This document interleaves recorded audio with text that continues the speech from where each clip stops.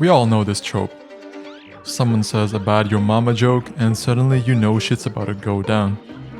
But instead of actual punches and kicks, you see this cloudy mass that covers the characters with only their feet and fists poking out of it, like a big ball of violence. Literally, that's what the trope is called.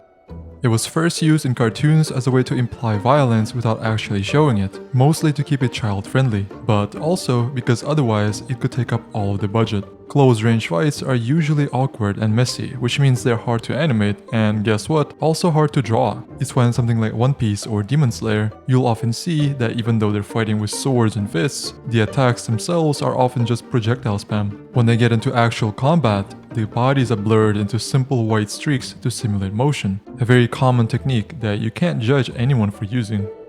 But what if I told you that you are lucky enough to witness a truly genius mangaka? A mangaka that isn't afraid to zoom in.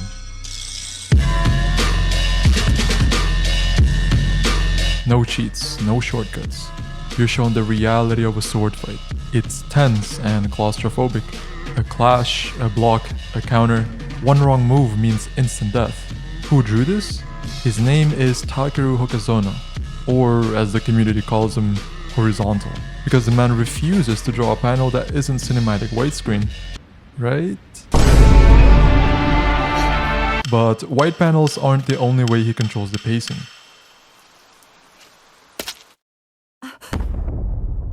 This is one of my favorite tropes. It's called the speed blitz. A move so fast the character disappears. Usually the sequence is broken down into 4 easy steps so you can follow along. The setup, the dash, the impact, and the result. We love step 3, that's where the budget goes. We want to feel the slash. But look at Kagurabachi. Step 1, the setup. Step 2, the dash. But then he skips step 3, but not completely. You see, the impact and the result were merged into a single beat. By the time you realize he cut you, your head is already on the floor. Now, just out of curiosity, if I take that Zenitsu sequence and delete step 3 to match Hokazono's pacing, there's a huge difference in speed, but if you said something was missing, you wouldn't be wrong, because it feels kinda empty. That's because if you remove the impact frame, you have to replace it with something else. And if we go back to this panel, you realize what it is. Perspective. Hokazono could have just showed us this next panel where everyone is already dead, but instead he adds a split-second shot where everyone but one person is cut. This lets us feel the moment from the point of view of the thug, and it goes even deeper. In most manga, we view scenes from this perfect, impossible spot, where you can see everything clearly, but the side effect is that we're always reminded that we're reading a manga page. Instead, Hokazono places the camera inside the universe. Look at this panel. We are looking through a peephole of a random hotel room. It's a genius use of framing. It creates this sense of unease because we're seeing the carnage, but at the same time a strange feeling of relief because all of it is happening on the other side of the door. A different perspective can also make combat feel more immersive. Let's take this panel of Inosuke throwing a simple roundhouse kick. The camera is to the side, we can see the form and the motion lines. As a drawing of a kick, it works. But now, imagine if you put the camera from Tanjiro's perspective. This is what you'd get. Just no form. Just pure killing intent from the guy throwing the kick and the face of another that's about to receive it. It's menacing. Every page feels like a whole movie storyboard. Which brings us to a terrifying question. Who should animate this? Now, I've had my fair share of witnessing completely botched adaptations, so as a big fan of the manga, I was quite anxious to see which studio would be chosen. And on December 2nd, 2024, in an exclusive interview published by a Japanese newspaper, Toyo Keizai, I finally found out. I was praying for Mappa, but then I remembered that their animators are literally being starved to death due to overwork. And Ufotable were busy with Demon Slayer, so who's left?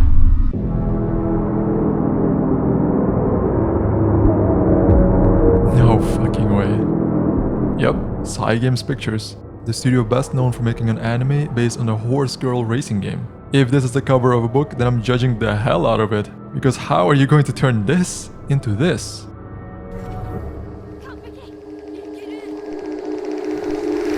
Whoa.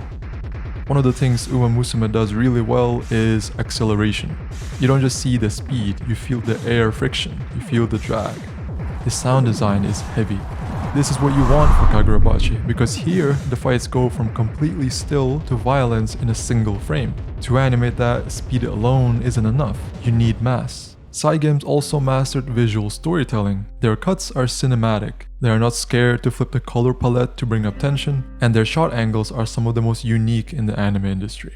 But there's just one issue with that. When you film a horse race, there's only so many angles you can choose. Behind, in front, tracking from the side, wide from above. I mean, obviously it's a horse race, and the horses have one goal: to reach the finish line. But this means that the environment is predictable. No matter whose perspective we're watching, the background can only be other runners. And behind those, the green grass and a guardrail. It doesn't make it worse by any means, it's expected.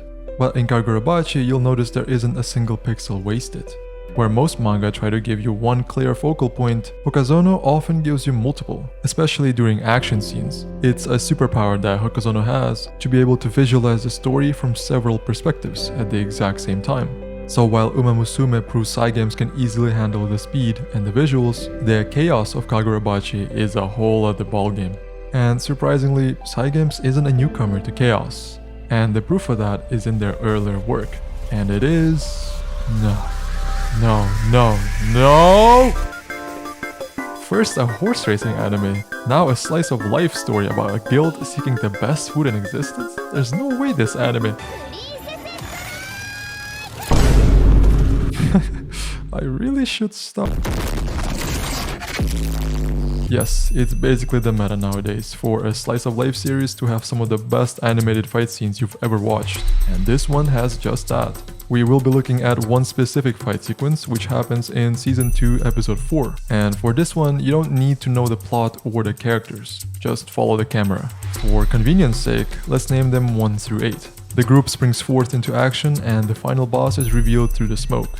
2 immobilizes the minions and lets 3 finish the job. As we follow her perspective, 4 joins from behind, charges and shoots. The camera suddenly switches to 6 while 4 is still in the middle of her attack. 6 gets hit and we cut to the impact, and immediately 8 takes over as the focal point. She and 7 charge the boss, and we catch a split second of 1 who is now again our new perspective.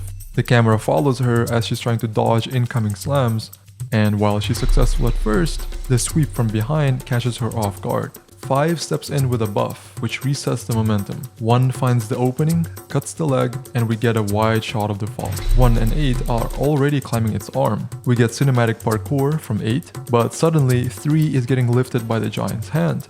Moments of struggle and she has to let go, but 7 catches her with a support spell, launching into this beautiful sky gliding sequence that reveals the entire battlefield. 1 and 8 are already at the top preparing to invade the boss from the neck. They jump in and well, it's just pure cinema. What the sequence perfectly demonstrates is Cygames' ability to dynamically change perspectives and treat the camera as if it was inside the scenes. And for a manga like Kagurabachi, this is exactly the directorial vision we need. It's kind of poetic, actually. When Kagurabachi first dropped, nobody took it seriously. It was a meme. You've seen it plenty. Enough time has passed. That was the catchphrase. But then, people actually started reading it. I started reading it, and I realized that beneath the memes was a masterclass in paneling, perspective, and pacing. And now, history is repeating itself with the studio. That one TikTok that got me into watching Uma Musume literally has a caption questioning why an anime about horse girls has better animation than Blue Lock. And yeah, why? Because if you look past the meme, you see a studio with infinite budget and a team that understands how to film a scene rather than just draw it. Hokazono writes stories about professionals. He needs a studio that operates in the same way. They have the speed of a derby, they have the camera of a fantasy epic. Enough time has passed. Let them cook.